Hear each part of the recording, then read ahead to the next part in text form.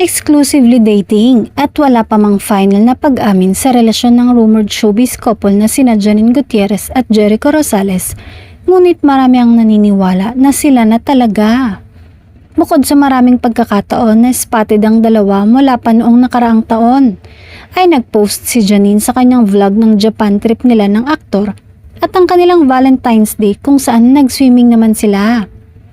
Tinanong din ng aktres kung ano ang reaksyon niya na boto ang mga magulang na sina Lotlot at Ramon Christopher sa kanyang rumored boyfriend na si Jericho.